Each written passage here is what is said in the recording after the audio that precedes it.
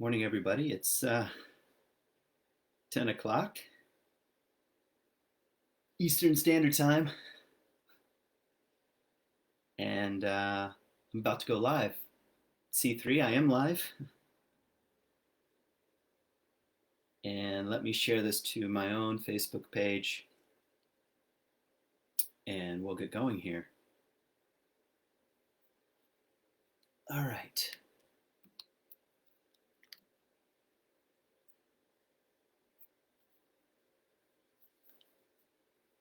Okay. Uh, Welcome, everybody, to C3 and to my now weekly talks in this strange world we live in, this strange time. And today's talk I am entitling "Take No Extra Tunic."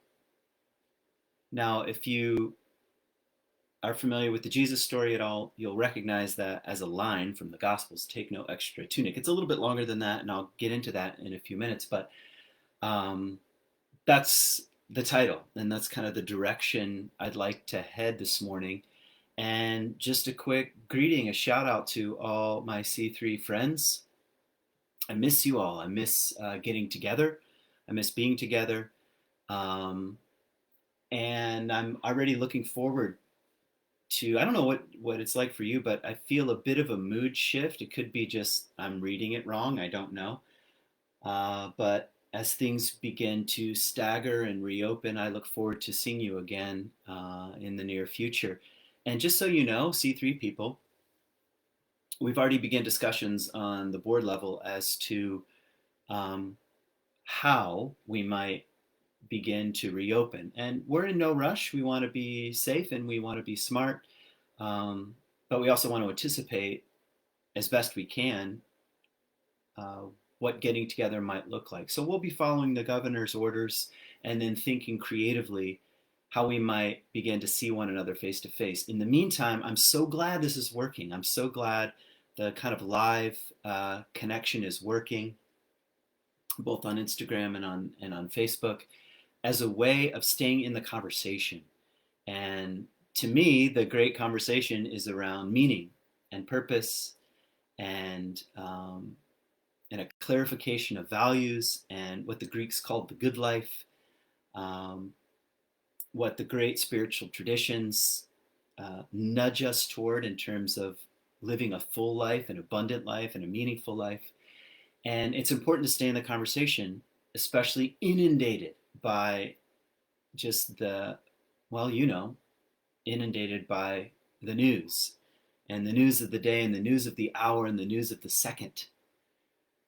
I was out in my um, part of my property just trying to clean up some mustard weed, which is like this invasive weed, which is quite bad this year. And it's really bad on my property. And I came across what I thought maybe was an abandoned nest of white eggs with little brown speckles. And I tried to look it up and I couldn't really find what the animal was, but it was quite stunning, really, to come across this um, hidden nest.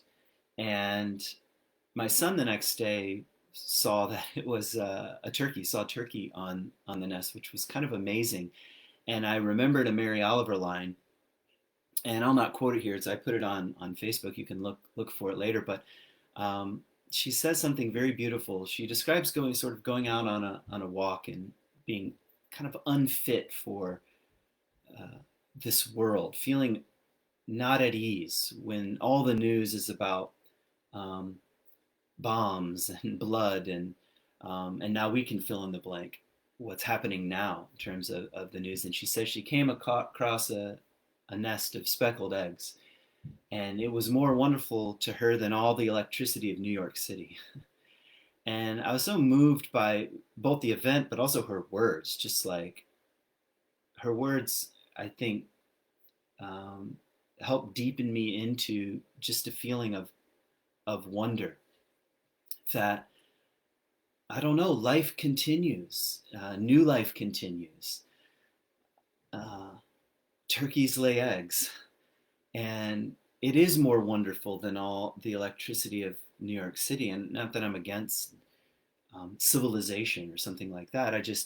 Um, I needed that line, I guess. It acted as a kind of rudder, and in a way, it inspired some of the things I've been thinking about this week. So, again, the title of my talk is Take No Extra Tunic. So, stay tuned here. I'll talk for 20 minutes or so, and then I'll hand it over to the musician this week. So, stay on the Facebook page, the C3 page. And then at 11 o'clock, if you are a part of our community and you get our newsletter, you can join our Zoom roundtable, which we call Talkback. It's a chance to just say what came up for you in today's teaching, what's happening in you, um, and and to see one another's face. So look for that at 11. Please, please, please sign up for the newsletter. I'm going to keep plugging it. It's the best thing we have going in terms of communication, and some really good news. We For Earth Day, we did our second campaign to plant trees in partnership this time with the city of Grand Haven, and we now are scheduled to plant 50 adult trees thanks to your donations and some private foundations and some private money and the city itself. It's an unbelievable partnership, and it's the right thing to do, and it's the right thing to do right now, to think with that kind of long-term vision. So anyway, sign up for the newsletter. You can stay informed as to what's going on. So um, yeah, let me. I forgot to mention that the musician Josh Rose will be up this morning, which you will not want to miss. He's been at C3 many times, and is a force to be reckoned with. So stay tuned for Josh. And it's just amazing, by the way, that we can support local musicians who cannot right now play anywhere. They have no place to go except online. So your support of C3, your ongoing support, really, really makes a difference in helping keep the organization going, but also our ability to invite in some guests. So that's maybe all I want to say. So I want to speak maybe directly, just for a couple of minutes, and say and express a feeling that I've had, I don't know, growing this past week or so. And I'm just going to say it directly as I can. Um, for those of you who are suffering because of this, I want to say you're not totally alone. Feeling isolated, I'm sure, but I want to say um, I recognize that suffering. And I'm just thinking of people who have lost loved ones, because I don't know what it's like for you, but the kind of abstract nature of the coronavirus it's it's been creeping in closer and closer. And now I have friends who have relatives who have died, um, and who knows, when this is all said and done, how intricately connected we are to the suffering that is taking place. And it's just important to remind ourselves from time to time, people are suffering, people are hurting. Um, some people have lost their lives, some people have lost loved ones, some people have lost jobs, some people have lost are unemployed or underemployed. Some people are carrying a lot of daily anxiety around. Um, and I just want to acknowledge that. And in some ways, uh, today's teaching is about opening up the heart, and opening up the heart to the other. And I don't know, that's just something I wanted to say. I actually thought of a line from the Apostle Paul, who's like, he's so hard to read, and he says so many amazing things and so many confusing things. And anyway, Paul says that if one part of the body suffers, he's talking about kind of the symbol of the living body of Christ. And all he means by that is a community of people. And let's just extend that metaphor out even larger. He says, when one part of the body suffers, we all suffer. To me, that is a profound line. When one part of the body suffers, we all suffer. When one part of the body suffers, we all suffer. And to me, there's extraordinary wisdom. Maybe I could even say ancient wisdom that we need right now. The body of humanity. When one part of the body suffers, when we all suffer. What about the planet? When the body of the planet suffers, when one part suffers, we all suffer. We live with the illusion of separation, the illusion of disconnection. We might feel emotionally disconnected, but in the grand scheme of things, it's an interwoven world, which we know. And I don't know, to me, it's like, yeah, all right, pay attention. Pay attention. Open up the heart to what's happening. When one part of the body suffers, we all suffer. So um, that was kind of my opening line. Now to Jesus. Jesus says this line. He says, take no extra bag. He's sort of sending his disciples out, men and women, out into the world. And think about it as a symbol, less like a historical event or something like that. He's sending them out, and he's saying, take no extra bag, take no extra tunic or sandals, eat whatever is set before you. Those are his instructions. Travel light, he's saying. Don't burden yourself with a bunch of extra stuff like tunics and sandals and you can already start to fill in the blank on your own. The sort of all the things we cram into our backpack, so to speak, to survive, to get through, to make it. There is like something profound about what he's saying, and Jesus is not naive. I mean, we're talking about the time, the Roman Empire here, and a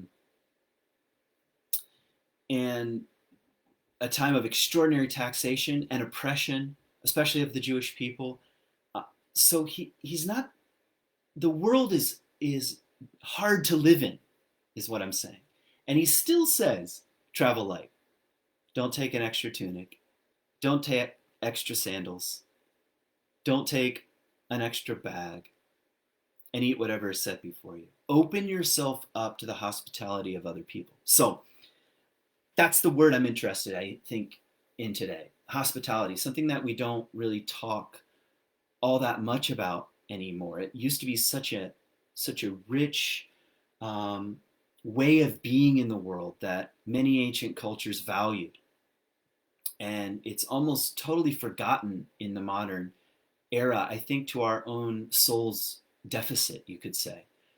And the lack of hospitality in the world, I think, increases suffering, we could say. And now, so the idea of Jesus sort of sending people out, saying, travel light, stay in people's homes, eat whatever's set before you, is playing on some very old biblical themes, like the story of Abraham. So in one story of Abraham, which is both in the Quran and in the Hebrew Bible, though slightly different versions, some angels, which I don't want to be too technical here. Really, the Hebrew means messengers. I know we think little flying beings, but messengers come, and Abraham sees them at a distance, and it says he runs and he begins to prepare a meal, and he says, quickly, let's bake some bread and invite these strangers in. And this becomes one of the things that makes Abraham and Sarah, because they're both involved in the story here. Sarah bakes the bread, and Abraham prepares the other part of the feast and welcomes the strangers in. Both of them do. It becomes what's seen as the highest expression, perhaps, of a concrete spiritual life. In other words, the question of how might I be in the world in relationship to God, to the earth, and to other human beings. And the story is saying something like, wisdom looks like openness and hospitality toward the stranger, toward the other. And this becomes then a major theme that runs through the course of the Bible and of the Quran, and of Christianity in terms of its initial expressions. And you could say it's not so much connected to religion as it is connected to a certain desert way of being, you could say, because the Bible is born in the desert. And in the desert, you don't have a lot of resources. And there are times, I think, when you feel deeply your own interdependence, much more so than sort of a land of plenty or the land of 401ks or the land of nest eggs, you could say. Not to allude to the opening poem. Um, but there's, I think, a desert sense of, hey, there are times when I am wandering out in the wild world, and I will find myself dependent on the graces of another human being. And that requires a tremendous amount of humility to both receive and to give a hospitality. So let me say that again. It requires a tremendous amount of humility both to give and to receive hospitality, especially when we live in a culture that values, I think, self-reliance and glorifies self-reliance. What I'm talking about here is this a sort of ancient seed here of interdependence, of interconnectedness, of reliance on the earth and on nature and on at times the graces of a stranger, both in terms of giving and receiving. Um, so here are things that come to mind, and I like polls, as you can tell, like this versus that, and usually the truth is something like both matter. But here are kind of the polls. On the one hand, you have self-preservation, which is very natural. It's evolutionary, it's innate, and you have self-sacrifice. What is that? We could also say, in a way, it's evolutionary and it's innate. It's a part of who we are: self-preservation and self-sacrifice, giving oneself away. You have self-reliance and the art of self-reliance, and then you have reliance. Both seem to have a place. Um, you have a word like independence, and of course, America is obsessed with its own independence and the story of its own independence, and values and praises people who are independent. Um, and then you have interdependence. You have this other pole. I'd say both have a place, and they're in tension at times. And one, maybe quite naturally, can feel like a closing in, and maybe there's a time for that self-preservation, circling the wagons, and then there's a time for the risk of opening, something like that, the risk to the heart and to one's well-being of opening. And nothing could be more clear than the welcoming of the stranger. I mean, I'm talking about a stranger. I'm not talking about like an acquaintance that you saw on the street. The story of Abraham, and maybe what Jesus is talking about here in terms of go out into the world and don't carry a bunch of extra stuff. You are interacting with a kind of other, and you're not sure what to expect. So risk is involved, and both if you're going to offer hospitality or you're going to receive hospitality, there's risk in both, we could say. Um, what else might I add to this? So here's an image that came to my mind. It came to my mind. I have my own podcast, Hints and Guesses. Maybe some of you have listened to it, and I made a podcast a couple weeks ago, and in it I mentioned the Marlboro Man. He sort of came to my mind as I was making the podcast. And what is the Marlboro Man? He's this rugged, independent smoker on a horse, repairing fences, getting up early, staying up late, sun up to sundown, the loner. And this is something like, I don't know what we would call it exactly, but maybe like a cultural idol or a cultural icon, something like that.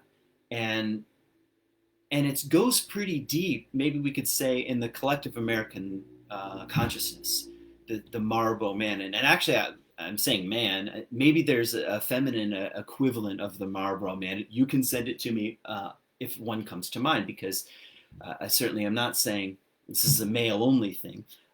Maybe there's a feminine equivalent, but the main point is self-reliance, self-preservation, independence, ruggedness, and that's seen held up as a kind of, well, I guess what I would say as idol, icon. And of course, like all idols and icons, there's some truth to that. It's important to learn the art of self-reliance.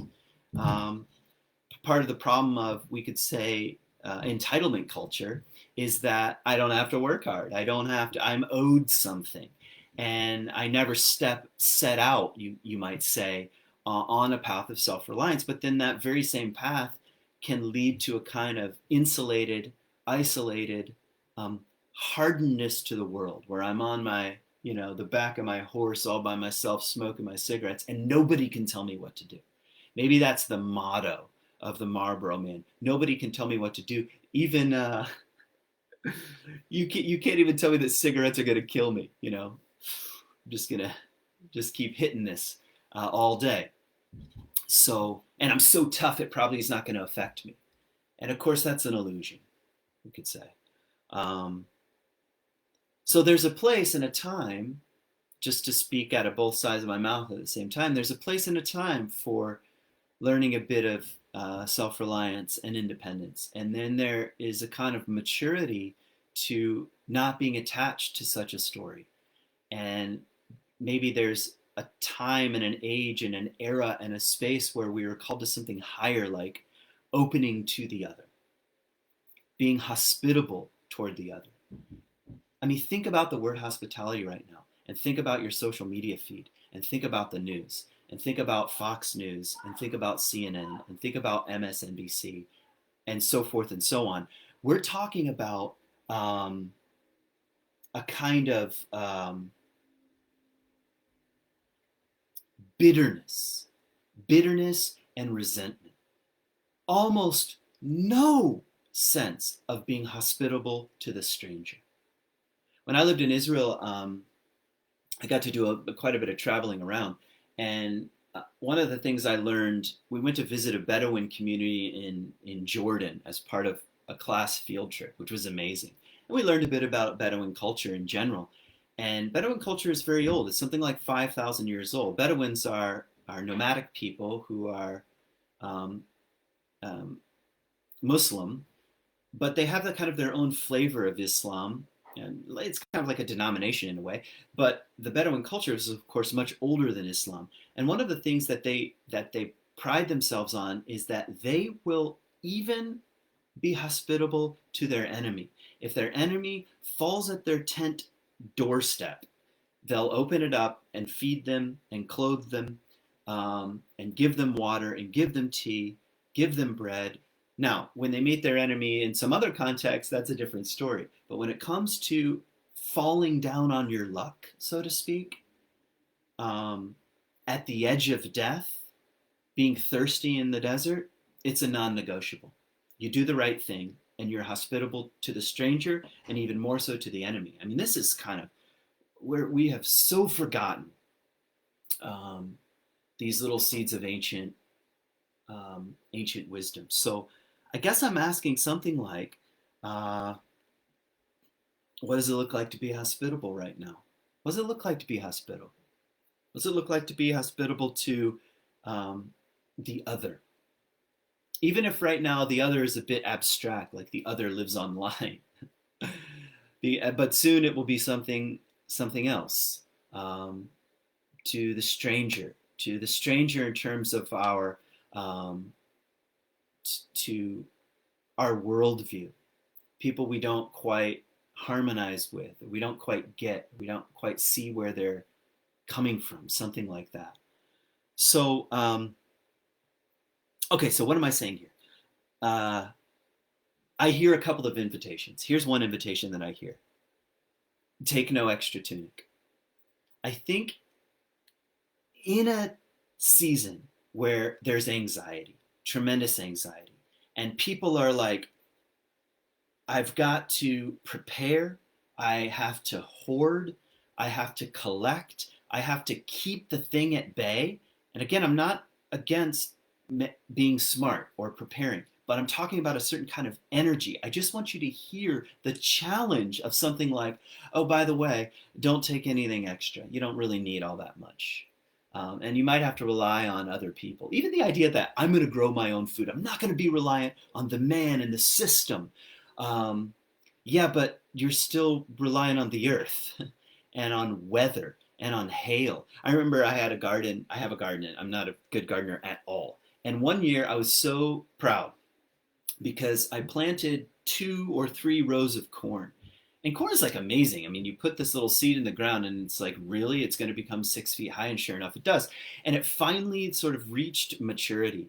And one day at night, a raccoon climbed over the fence and climbed up each individual stalk and using its body weight, pulled the whole thing over until it broke and then chewed off the corn right at the moment that it was ready. So I'm going to take care of me. I'm going to grow my own food. Yeah, but I'm also reliant upon weather and animals and wind and the earth, the unknown factors of the way things are. And there's a kind of softening I hear. Take no extra tunic. Travel light. Open yourself up to the hospitality of other people, and you be hospitable yourself. That's the kind of like dangerous edginess I think we might be invited to inhabit right now, um, especially in the weeks and months to come. And maybe one other thing I might add with that, it's funny because the sort of the meme or the theme of self-reliance gives you the illusion of freedom. You say, I'm free because I don't have any needs. I'm not relying on anybody. And that counts as freedom. But you see how paper thin it is. Free what? You're so closed off, you're not even free to open to the risk of loving and interacting with the other, is what I'm saying. And to travel light, to be hospitable, to experience hospitality is a kind of deeper freedom than nobody can get in and nobody can challenge me, something like that. So that's number one. Number two, I think, is something I've been saying for a few weeks now. Maybe we're all feeling, and that comes straight from Buddhism 101, which is everything, everything, everything, everything, everything is impermanent. And now we can feel our impermanence, meaning our own mortality, the own possibility of our own death, which we will experience. Nobody gets out of this, nobody gets out of this alive, we could say. And something like a worldwide virus puts us into contact with that. I don't care how many preparations any of us make. I don't care how long we sit on the horse like the Marlboro Man smoking our cigarettes, death is coming. And Buddhism has always said something like, consciousness of one's impermanence and mortality is a great gift. It's a great gift. It's something to say yes to. It leads us into the places of living with more wonder and with less attachment. Less attachment to our own selves, to our own bodies, to our own well-being, even in a way.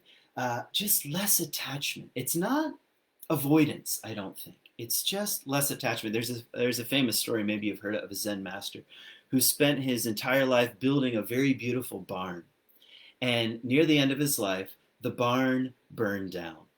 And he was asked about it, and he said, well, at least I can see the moon. As if the barn was blocking the moon. That's what I'm talking about. That's that kind of non-attachment. Yeah, he was building a barn, and yeah, he wanted his barn to be useful. And also, in the kind of tragedy of the barn burning down, there was also something larger. He was already in a place of non-attachment, and now the barn no longer blocks the moonlight. So the invitation is something like, how can we say yes to our own impermanence? So maybe those are in reverse order. How can we say yes to our own impermanence, and because of that, be more hospitable people in the world? That's kind of my challenge to myself. Rather than closed off and pointing the finger and unable to take any risks, circling the wagon so tightly that nothing gets in or out. That kind of coldness, we could say. So Rumi, of course, says life is a balance between holding on and letting go. And that's kind of what I'm saying. Holding on, letting go.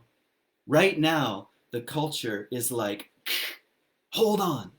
And so maybe right now more than ever, we need to hear Rumi saying and also letting that go at the same time. I think that's all I have. I think that's all I have for you today. Thank you for joining me. Thanks all you Instagram people. Thanks for waving at me. I don't really know how to wave back, so I'll just like wave like this. And thanks to Facebook people who are watching this now and who will watch it in the days to come. Think about C3 if you're not familiar with it. Go to our website, c3westmichigan.org. Check us out. Come visit us anytime in Grand Haven. Once things have changed, and you're more than welcome. We try to be a hospitable community. We meet in the community center in Grand Haven. As of right now, we'll see what happens in the future. But anyway, I just want to say I wish you all health and safety and well-being and courage. And may you hear a bit of the ancient challenge, the ancient wisdom of hospitality and impermanence today. Happy Memorial Day weekend. Talk about people and families who know the difference between sacrifice and self-preservation, and we ought not to forget that that kind of courage. So anyway, blessings, and I'll see you soon. Hang out for Josh Rose on the C3 page for his amazing music. See you soon.